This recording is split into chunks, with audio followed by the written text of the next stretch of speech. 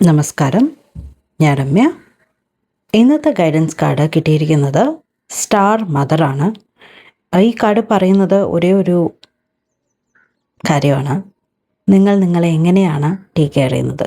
ഒരു അമ്മ കുഞ്ഞിനെ എങ്ങനെയാണോ നോക്കുന്നത് അതുപോലെ നോക്കുന്നുണ്ടോ എന്നുള്ള ചോദ്യമാണ് ആദ്യം ചോദിക്കുന്നത്. അതുപോലെ നോക്കണം എന്നുള്ളതാണ് ഇത് സൂചിപ്പിക്കുന്നത്. നമുക്ക് എല്ലാവരെയും നോക്കാൻ അറിയാം, പക്ഷെ നമ്മളെ എങ്ങനെ നോക്കുന്നു, നമ്മൾ നോക്കുന്നുണ്ടോ അതോ മറക്കുന്നുണ്ടോ? അപ്പം അതിനുള്ളൊരു ചെറിയ റിമൈൻഡറാണ്.